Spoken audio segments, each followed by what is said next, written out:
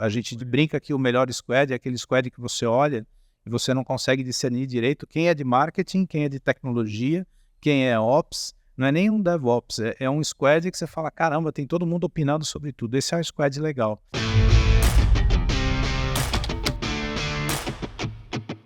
Fala pessoal, tudo bem? Estamos em mais um episódio aqui no EBDI CIO 2023, onde a gente está trazendo vários nomes de respeito aí do mercado de tecnologia para conversar com a gente e contribuir com as suas dúvidas e gerar insights sobre tecnologia. E agora estamos aqui com o Eduardo, CIO do Habib's. Tudo bem, Eduardo? Olá, tudo bem? Muito legal estar aqui falando com vocês aí. Boa. Cara, Eduardo, primeiro obrigado por você estar aqui. E como eu te disse agora há pouco, é uma conversa super aberta para a gente poder Boa. trocar ideia. Queria começar com a sua trajetória, cara. Entendendo um pouquinho como é que foi o seu caminho até virar CIO aí do Grupo Habib's. Cara, eu comecei a trabalhar com tecnologia na época analógica. É analógica de verdade, na época do relé, né? Sim. E eu fiquei pensando, me fizeram essa pergunta outro dia e eu falei, poxa, como é que eu comecei de relé, de tecnologia analógica e cheguei a trabalhar como CDO, como Digital Officer, né, de empresas, trabalhei em multinacional. E aí eu acho que o ponto que liga a gente, né, do início dessa trajetória, né, os profissionais que têm essa vertente do início da trajetória até agora, eu acho que é a visão de tecnologia aplicada a negócio. Eu acho que esse sempre foi, a tecnologia sempre foi importante, mas ela sempre foi acessória no sentido de viabilizar negócios, né? E aí, nesse sentido, pouco importa se você está trabalhando ou lidando com tecnologia analógica de telecomunicações, de transações, de storage, na realidade a gente está sempre buscando, né, uma forma de usar a tecnologia em prol de negócios, em prol de melhorar a vida da gente. E nesse sentido, então, comecei trabalhando com telecomunicações numa multinacional, trabalhei na Siemens, pulei de lado, fui ser cliente da Siemens, fui trabalhar numa telecomunicações, numa empresa que prestava serviço de telecomunicações no início no Brasil Central e depois Brasil inteiro, uma empresa se tornou nacional. Trabalhei um tempo como consultoria e há 2 anos praticamente estou no Grupo Habib's, né? Comecei trabalhando com tecnologia, digitalizando infraestrutura de TI, e passei como CDO, comecei a digitalizar jornadas, né, jornadas de atuação da empresa e jornadas de cliente, principalmente. E isso vira uma cachaça, né? Eu acho que entender como o cliente se relaciona, né, com a marca, com a operação, como ele interage com a operação da nossa empresa, e como que a tecnologia pode melhorar, né? Obviamente aí tem erros e acertos, né? A gente aprende, quando aprende o que a gente deve fazer, a gente aprende também o que a gente não deve fazer. Isso acaba virando um negócio muito legal, né? A gente acaba, por isso que eu brinco, acaba virando uma cachaça. E é atualmente o que eu estou fazendo no Habib's. É uma coisa que eu gosto muito de fazer. A gente vem a um processo nesses últimos 2 anos de digitalização e modernização, tanto da parte de back-office, para suportar e a operação ficar, portanto, mais eficiente, como digitalização do front office e da parte de contato do cliente com a nossa operação. Boa, legal, cara. Uma coisa que você já falou que eu acho super interessante para a sua cadeira é fluxos, jornadas do usuário e a tecnologia, na verdade, servindo a esses fluxos, né? Isso eu acho que é uma coisa que é bem legal de se dizer, porque cada vez mais as áreas de tecnologia, ou melhor, as empresas que hoje necessitam de tecnologia, precisam ter uma frente, uma pessoa que, na verdade, pensa em termos de negócios, como esses fluxos podem melhorar com a tecnologia embarcada nisso, né? Então, hoje, a tua cadeira, você acaba desenhando muito fluxo, jornadas de usuário, e o seu papel é trabalhar com a tecnologia para que isso melhore. Perfeitamente. Eu acho que todo executivo, né, tem uma responsabilidade como articulador, né, como fazer com que as coisas aconteçam, né? Todo executivo, independente de ser CFO, de CMO, eu acho que a diferença do CIO, o cara que tem a cadeira da tecnologia, é que ele tem uma responsabilidade a mais, que é traduzir todo esse tecniquez, esse negócio que é chato, né, em alguma coisa que seja palatável e de fato possa ser consumido, né, em prol de melhorar a forma como a gente presta os nossos serviços, né, como que a operação funciona. Por quê? A tecnologia é uma coisa necessária, mas ela não é suficiente. Então, a gente conversava há pouco, né, sobre analytics, como é que você modela dados. Isso é super necessário. Sem isso aí, você não pensa hoje em dia mais em segmentar, fazer uma oferta específica que tenha mais valor, que agregue valor independente do produto, independente do segmento. Então, ok, preciso do data lake, preciso da modelagem, mas não adianta só isso, né? E a gente, quem não conhece pelo menos uma meia dúzia de projetos de CRM que deram errado, né? Deram errado em que sentido? Que se gastou, que se investiu, que se implantou, se capacitou, se utilizou tecnologia, seja local ou seja na nuvem, e no final não trouxe uma moeda a mais de receita do que já tinha. E o CRM está lá. E a culpa não é do CRM, né? A culpa, às vezes, eu acho, voltando no ponto da articulação, às vezes a culpa é dessa função de articulação que deve existir no C-Level, de entender como que os pilares da organização, né, e isso é específico de cada empresa tem o seu, como que eles trabalham entre eles em prol de conseguir levar o objetivo até o final do projeto, que definitivamente não é implantar nem o CRM, nem o Data Lake, nem o Analytics. É provocar um produto que faça mais sentido, ter um produto que faça mais sentido, que o cliente prefira em detrimento de outro. E essa articulação, acho que é o jogo de cintura do C-Level. E que dê mais resultado, né? Porque no final o que importa é o retorno.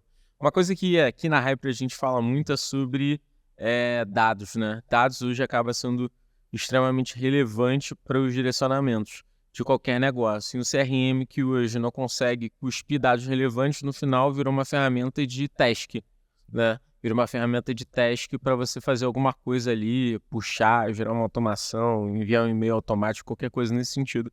Mas que isso, no final, não agrega, não compensa você investir, às vezes, o dinheiro que você investe para montar uma boa estrutura de CRM, se você não consegue gerar dados. Então, eu vejo que o CRM hoje está numa fase onde a gente tem muita ferramenta, muita solução para poder atuar no CRM, mas pouca gente e pouca solução também para você conseguir fazer uma extração de dados e aumentar valor para o acionista nesse sentido, sabe? Você falou uma coisa muito, muito legal, né? Me deu um insight. Quando a gente fala em task, né? O que é task, né? Task é aquilo que você sabe que você tem que fazer, mas que você não entende bem para que serve aquilo. Então, portanto, você não vê valor. Ninguém discute. Tomar água não é um task, é uma necessidade. Você precisa fazer isso, senão você não sobrevive. Mas tem coisas que se a gente pensa e às vezes até tem valor, mas a gente não conhece. E conversando com o time aqui que está no evento, né, uma coisa que eu lembro que faz parte do processo comercial tem a parte humana, o relacionamento, que é a conversa que a gente tem nas mesas one-to-one, e depois disso tem a parte do task, não é? Que é cadastrar lá no CRM, é fazer o FUP, é esquentar o lead, é ver como é que está o retorno daquele lead que foi criado. Se isso é uma coisa que está dentro da empresa já consolidado e se reconhece como valor, ninguém lembra que é um task. Que é uma coisa que vai melhorar a tua chance de fazer negócio, do seu negócio ser bem sucedido, de 10 contatos que você tem, sei lá, 3 ou 4 ou 5 vão resultar em contatos quentes e desses 4, 5, 2 vão resultar em contratos ou propostas, né? Se não for isso, você vai falar, cara, que task, agora eu vou ter que voltar lá, preencher os dados e tal, e isso não vai servir para nada, né? Então, task eu acho que é bem a classificação, você tem toda a razão. Toda vez que a gente classifica, carimba, estampa esse task, significa, meu, isso aqui eu não estou enxergando valor, né? É um passo a mais, me atrapalha a vida ao invés de ajudar, né? Fala pessoal, tudo bem? Tô interrompendo o seu episódio para te contar uma novidade. Agora o Papo de Seu é patrocinado pela Minimal Club, uma empresa de moda masculina que está revolucionando o mercado. Ela conseguiu unir o estilo de moda minimalista com inovação e tecnologia em vestuário, para trazer para você executivo o mais alto padrão de qualidade com versatilidade e sofisticação. Se você quiser conhecer mais, entra no site minimalclub.com.br e aproveita o nosso cupom de desconto, Papo de CEO 15, que te dá direito a 15% de desconto na sua primeira compra. Vai lá que é só sucesso. Voltamos à nossa programação normal. falando de Habib's, hoje o Habib's ele tem várias frentes e várias empresas. Então vamos falar primeiro das empresas. Hoje o grupo Habib's e o que você acaba atuando são quais as empresas para a galera conhecer? O Habib's, para efeito de mercado, né, para o varejo, ele se apresenta com marcas, então são marcas de restaurante. O Habib's tem como visão entregar o melhor produto possível ao menor preço possível, então ele tem uma pegada muito importante e que a gente tem muito orgulho de fazer chegar no máximo de pessoas possível um produto de boa qualidade. E para isso a gente administra as marcas de comida árabe, que são as marcas Habib's, e tem alguns formatos de loja para Habib's, tem lojas convencionais, que são lojas grandes, e com várias formas de PDVs, várias formas de venda. A marca Ragazzo, que está mais ligada à culinária italiana, a Ragazzo Express, que a gente chama, o apelido é Rex, são lojas menores, são lojas expressas em pontos de rápido take-out, de passagem de milhares de pessoas dia, normalmente metrôs, estações de trem, shoppings. A gente administra, é dono da cadeia Tendal, uma cadeia de churrascarias, a cadeia Mita, que é uma marca de marmita, bastante tecnológica. Atrás de todos esses produtos tem muita tecnologia embarcada, e uma pizza que chama Cabulosa. E ela é cabulosa no recheio, na forma como ela é feita, na surpresa de consumir um produto com produtos de boa qualidade, bastante preparado, bastante cuidado, 48 horas de fermentação, por um preço bem legal, assim, imbatível. E tudo isso, para que isso funcione, né, de uma forma integradinha, bem orquestrada, é que a gente utiliza a tecnologia. Como é que a gente produz um produto numa cozinha no formato Ghost Kitchen, né? Uma cozinha que tem capacidade de produzir para mais de uma marca de forma independente. E aí que entra a tecnologia. Boa. Nessa parte de marcas, quais marcas têm PDV e quais marcas são Ghost Kitchen? A gente tem lojas físicas, né, com PDVs em lojas físicas, no Ragazzo Express e no Habib's. Tá. E na Tendal, desculpe. Tem tanto o salão, onde o cliente pode ir consumir o produto dentro do nosso restaurante, como pedir de forma de delivery, de forma remota. E as marcas digitais, que são a Cabulosa e a Mita. Essas marcas não têm restaurante. E dentro do restaurante, você consome através de diversas experiências. Então, você tem uma pista de drive, onde você pode interagir de forma eletrônica com o totem ou com o vendedor, através de um check-in ou check-out convencional. Você pode pedir, agendar e buscar o seu pedido na loja. Você pode entrar, comprar o seu pedido num PDV de autoatendimento e consumir dentro da loja, num autoatendimento e levar embora, sentar na mesa e pedir para um garçom e ser atendido através de um garçom. Então são vários formatos dentro do mesmo ambiente. Boa, legal. E falando sobre agora frentes de tecnologia, ou melhor, frentes de canais. Todas essas marcas acabam operando por canais. Se a gente for falar, de repente, do Habib's, a gente tem o PDV, a gente tem o delivery, e tem também a delivery próprio, retirada, não sei como é que você deve chamar isso. A gente tem através de meios eletrônicos, né? Tanto venda através de canais, então o iFood é um parceiro extremamente importante e representativo para o nosso faturamento de e-commerce e faturamento digital, e temos meios próprios. Então temos aplicativos próprios através dos quais os clientes conseguem consumir os nossos produtos. E a ideia, né, eu acho que o principal dessa história é a conveniência. Uma coisa é você ter um aplicativo funcionando bem, e outra coisa é você ter um aplicativo ou um PDV, um meio de venda de seu produto que o cliente queira usar e utilize da forma que ele acha melhor. São coisas totalmente diferentes. Você pode ter um super aplicativo com boa estabilidade, com boa experiência, mas não é o que o cliente quer usar. Eu lembro, a gente implantou, não no Habib's, mas a gente implantou um dos primeiros sistemas de reconhecimento de voz do Brasil, utilizando uma tecnologia bem pioneira, isso tem mais de 10 anos. E a gente desenvolveu no cliente uma forma de escapar da nossa aura, porque o cliente não queria usar aquilo. Então, o sistema era muito bom. Ele reconhecia, para a época, acima de 60% da comunicação com a máquina, que era espantoso para a época. Mas o cliente não queria usar. Então, a gente desenvolveu no cliente a habilidade de pular a URA para cair numa pessoa, porque era o que ele queria de fato usar. Então, eu acho que, no fundo, né, quando a gente está pensando em experiência do cliente, o que tem mais valor é o que o cliente quer de fato utilizar, né? E aí a gente usa a tecnologia para alavancar isso e entregar isso de uma forma mais facilitada. Acho que esse é o ponto. Boa. Hoje você está responsável por ver sistema PDV, aplicativos, back-office, logística também. Também. O Habib's, assim como outras empresas, tem a parte de back-office, que é o processamento e o abastecimento das lojas. A gente conta com parceiros, por exemplo, bebidas, que entregam diretamente na loja. E a gente tem que ter o controle, né, do que a gente recebe, né, dos faturamentos e entregas de forma centralizada e o despacho do produto diretamente para as mais de 500 lojas que a gente tem. Todo o processo de controle de recebimento de materiais, de internalização disso no estoque, de manufatura e produção do custeio. Tem produto que a gente compra bruto, reprocessa e transforma em recheio, e transforma em subitens que vão ser consumidos pelas lojas. Como o envio e recebimento na loja, ele é digitalizado hoje. Até da matéria-prima a fracionamento. Ao fracionamento e a entrega para as lojas. A gente busca fazer isso sempre de forma digital, por vários motivos, né? Se ganha eficiência com isso, eficiência em redução de custo, se tem melhor controle de qualidade do produto, e como a gente está falando de food, a gente está falando de comida, o ciclo de vida do produto ele é extremamente curto e é extremamente importante que ele chegue ainda com vida útil bastante grande para ele poder ser comercializado. Então, quanto mais rápido eu fizer isso aí, melhor do ponto de vista de CMV.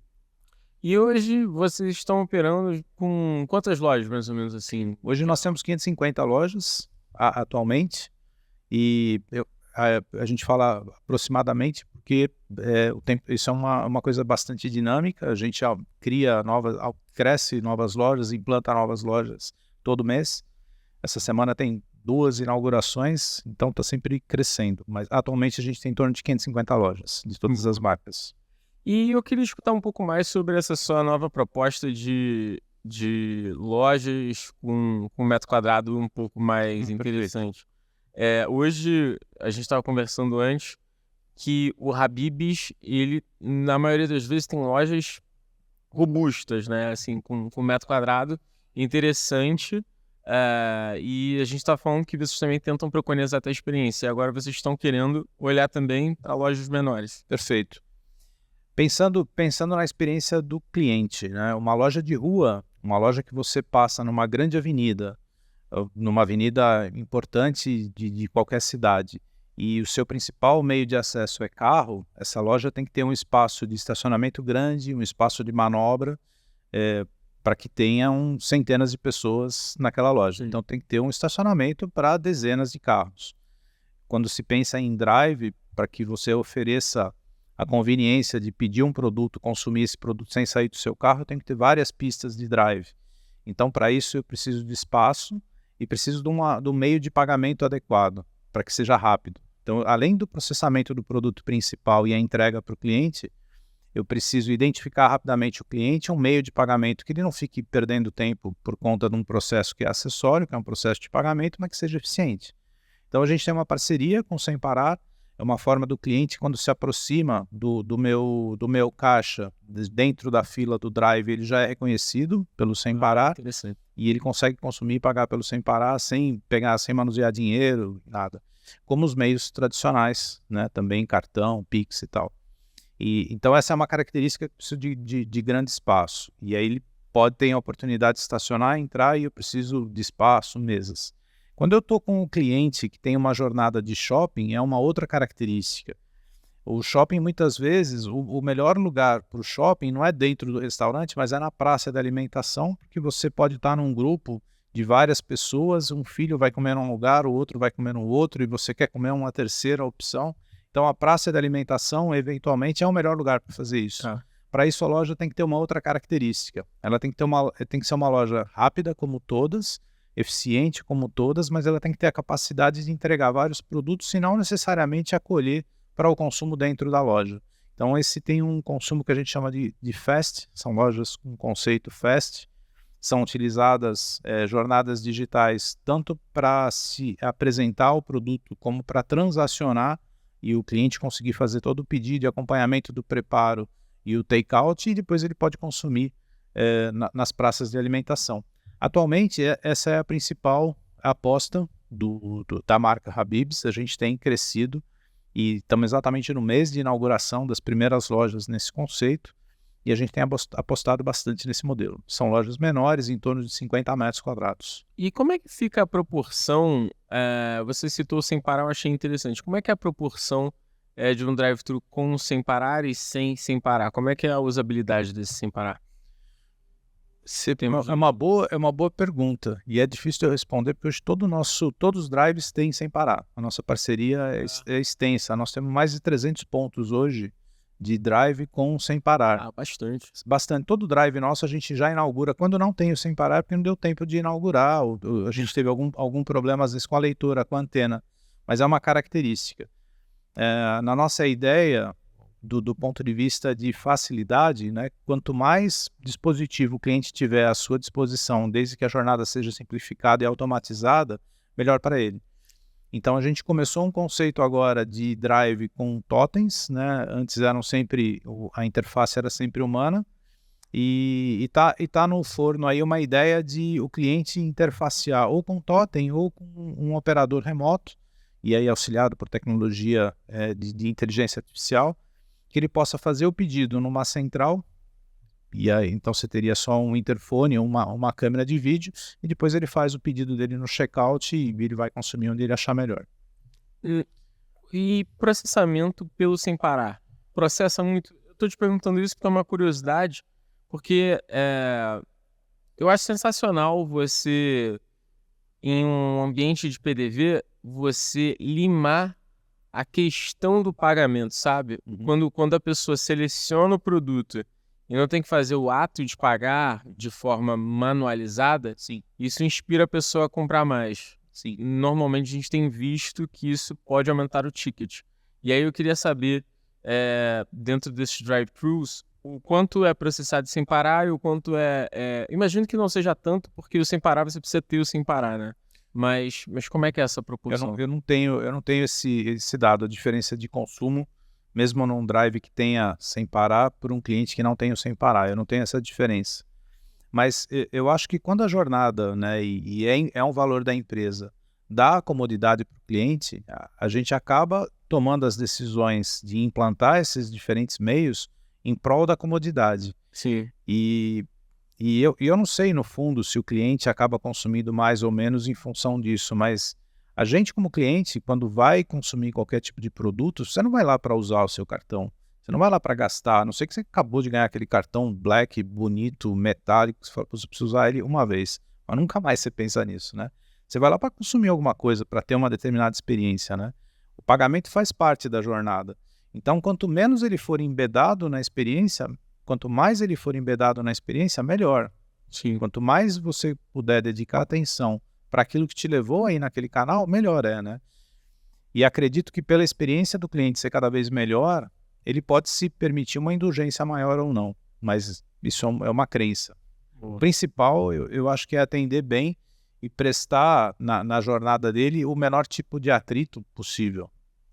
E falando sobre jornada do usuário, a gente está num momento muito específico do mercado onde o nosso cliente ele é omnichannel, né? Como é que tá as suas estratégias e objetivos em relação a esse omnichannel que é desafiador para a tecnologia? Eu acho que primeiro é enabler, né? É a gente ter a possibilidade de o cliente escolher da forma que ele preferir. Segundo, de fato, reconhecer o que de fato é único, que é o cliente, não é o produto, não é o canal. O cliente, quando ele pensa em esfirra, quando ele pensa na melhor coxinha do Brasil, ele lembra do ragazzo, é um prêmio para nós, é um presente. Mas de fato o que é único é o cliente, não é o produto. Então eu entendo que o primeiro desafio é a gente conseguir reconhecer o cliente como único. Então, portanto, identificar o cliente, ter um banco de dados, né? Obviamente robusto, seguro, escalável, mas o mais importante é um banco de dados que te permite identificar que o Eduardo é o Eduardo. e que, portanto, o Eduardo, quando ele está naquela jornada de compra com o seu produto, ele prefere alguma característica a outra. Pode ser velocidade, pode ser a indulgência do pedido que ele está fazendo.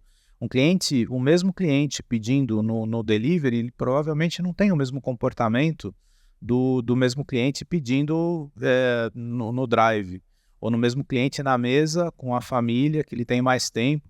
Então, muda o consumo dele, muda o tipo de experiência que ele quer ter.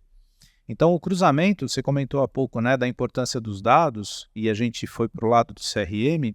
Agora, voltando para o básico, né, da tecnologia, que é banco e informação. Boa. O que a infraestrutura tem que te explicar e traduzir, eu acho que para a empresa, para o negócio, é isso. Quem é o cliente e o que ele quer fazer naquele momento, naquele canal.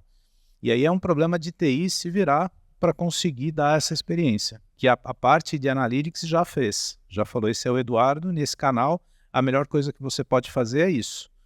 E aí, como a gente vai fazer isso com velocidade, eficiência, aí é um problema que no caso do Habib's, literalmente é de cozinha de TI. Boa. Falando sobre cozinha e TI, hoje como é que você está trabalhando com as suas stacks? O que você tem olhado ali em termos de tecnologia para você poder proporcionar? E mais ainda, quais são os seus desafios em termos desse ambiente tecnológico? Hoje eu acho que de qualquer indústria, né, eficiência na produção e na entrega do seu produto final é objeto de preocupação, é menina dos olhos para qualquer indústria. A tecnologia numa cozinha, a cozinha é um ambiente hostil, do ponto de vista tecnológico, né? Ele é um ambiente que é quente, ele é um ambiente que concorre em vários pedidos simultaneamente, é um ambiente que tem, dependendo de como ele for trabalhado, momentos de picos e de vales, e obviamente, do ponto de vista de eficiência, a gente gostaria que fosse flat, mas não é. Então a gente tem que saber trabalhar isso. Ele é um ambiente que em alguns momentos vai ter muita gente, em outros momentos ele vai estar ocioso. Então o desafio da tecnologia é como que a gente consegue ajudar esse ambiente a performar melhor, né? Como eu consigo fazer um cardápio com centenas de produtos serem produzidos com a mesma qualidade, no melhor tempo possível, e que cheguem, dependente do canal de entrega, da melhor forma. E aí tem um papel importante de tecnologia, de entender o que foi pedido pelo cliente, independente do canal. Então, um pedido que é feito no delivery, ele tem um tempo de ser produzido que teoricamente é sempre o mesmo, mas o tempo de entrega é diferenciado. O tempo de chegada do entregador na loja é diferente dependendo do tempo, se está chovendo ou se não está chovendo. E a experiência quando você vai consumir esse produto na sua casa tem que ser sempre boa. Então sobra para a tecnologia calcular e se preparar para fazer o melhor preparo o melhor preparo do produto e o melhor preparo para o transporte do produto. E quando você está na mesa e vai consumir da mesma forma, como é que eu consigo me antecipar, entender se é alguma coisa que você não pediu porque você não quer ou porque você esqueceu, e te lembrar disso. E se você é um cliente que sempre consome determinado produto, como é que eu consigo te gratificar com isso? Essa tecnologia vai para dentro do sistema, passa pela cozinha, sem sombra de dúvida, ajuda o mestre e os preparadores, né, de forma mais eficiente a prepararem rapidamente no menor espaço de espaço físico possível o produto que vai ser entregue, e coloca de forma organizada para que os entregadores também percam o menos tempo possível, porque eles dependem daquela eficiência para a sua remuneração, e o produto possa chegar o mais rápido possível, tanto na mesa como na casa de quem está pedindo através do delivery. Boa, golaço. Vocês hoje acreditam muito no delivery através de aplicativo próprio ou não? Vamos trabalhar aí com os demais aplicativos, tipo iFood, Rappi, etc. Boa. A gente tem uma parceria forte com o iFood. Então, do ponto de vista de parceiro externo, o iFood é o nosso parceiro escolhido. E a gente tem um aplicativo próprio. São os dois únicos meios eletrônicos que a gente atua. O aplicativo próprio e o aplicativo através do iFood, pela importância que ele tem, e a gente investe do ponto de vista de divulgação e operação de marketing nos dois canais. Nos dois canais. Dentro dos meios próprios, dentro de um conceito de omnicanalidade e de conforto e possibilidades múltiplas para o cliente, a gente acaba oferecendo tanto o processo de venda, como o processo de saque, como o processo de entender do produto, através de qualquer canal. Então, o cliente pode falar conosco através do chat, ele pode começar a falar conosco através da URA, ele fala com o robô e termina num humano, ele começa no aplicativo e pode voltar para a URA. Então, meio que não importa. Importa é o contato que a gente tem com o cliente. E a gente tem um engine por trás que sempre trata o cliente da mesma forma, independente do canal que ele entrou. Como é que tem sido você trabalhar nesses cross de canais, né? Porque você citou aí que o cara tá em URA e depois cai, sei lá, em um outro ambiente. Antes de tudo, vou até te perguntar, hoje vocês ainda trabalham muito forte URA? É uma demanda do teu cliente? Então, é engraçado isso, né? Eu tenho uma crença, né? Mais do que... eu tenho uma crença. A crença é que isso é importante para o cliente.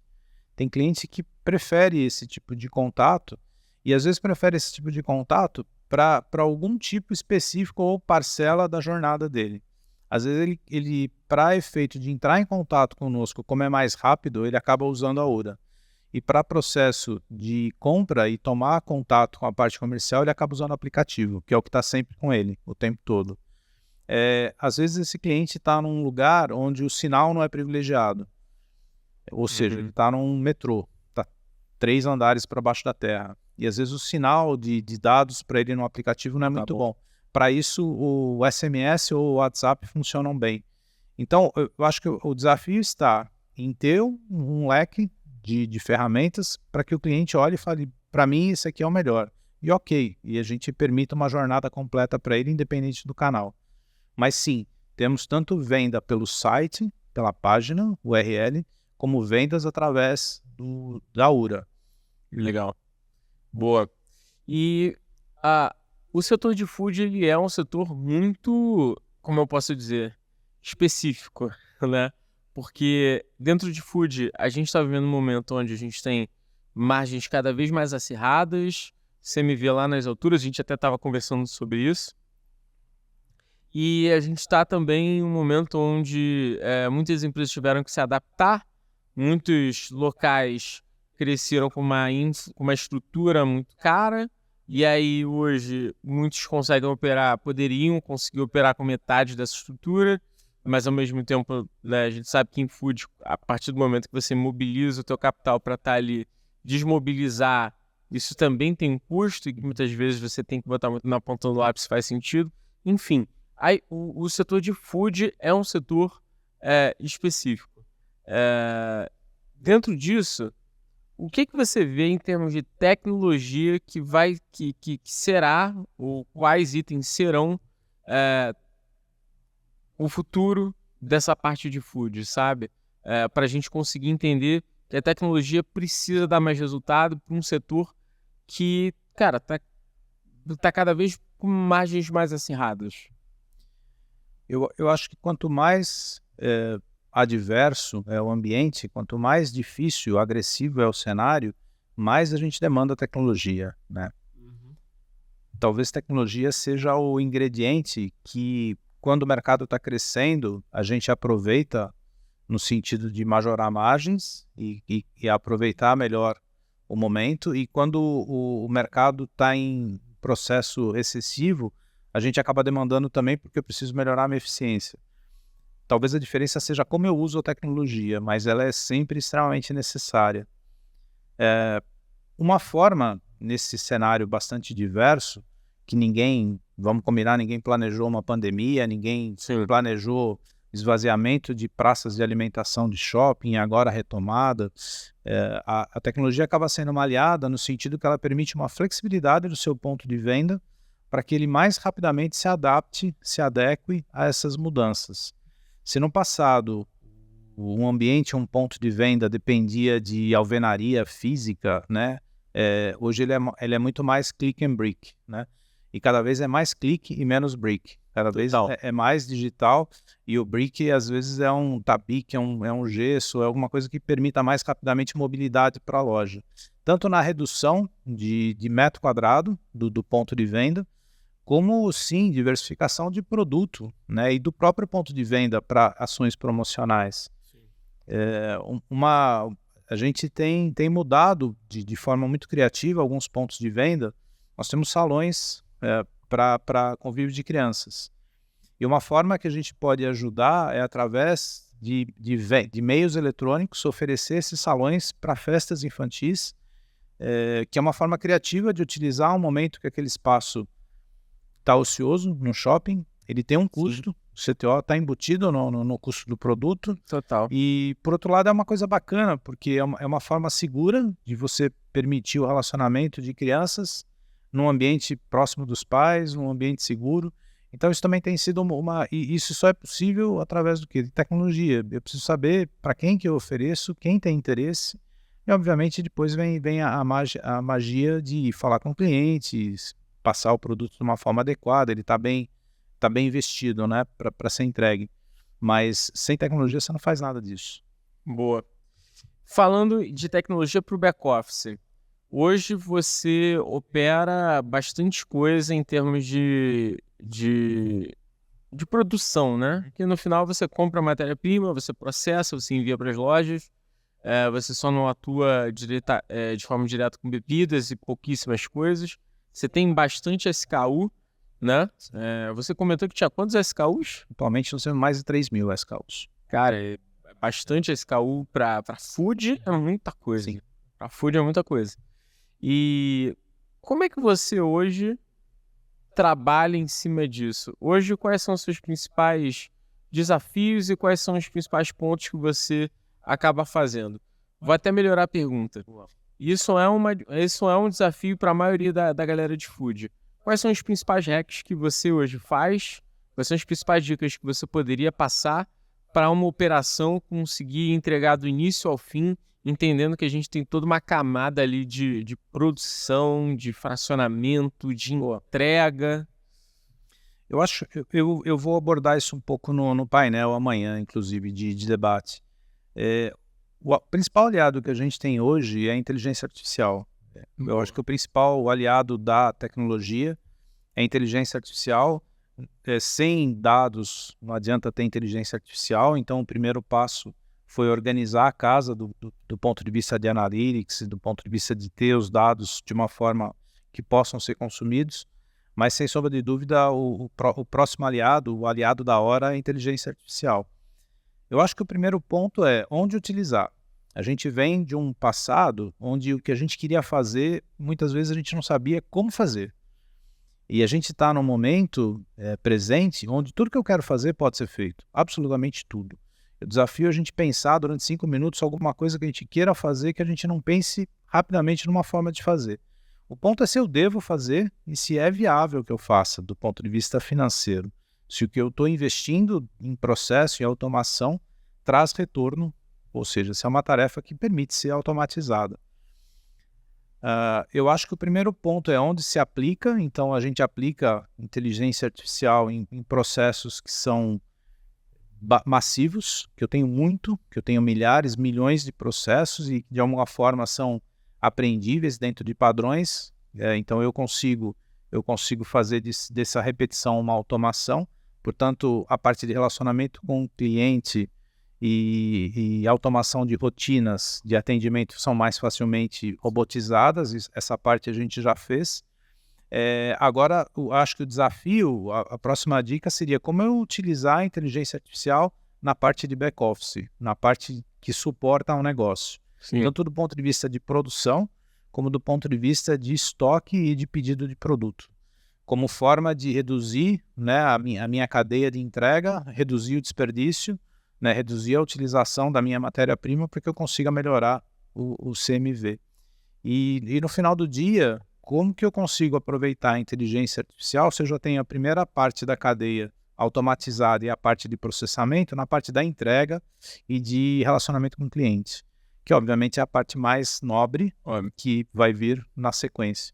Hoje a inteligência artificial está fortemente entrando na parte produtiva e esse eu acho que deveria ser a preocupação de todo CIO.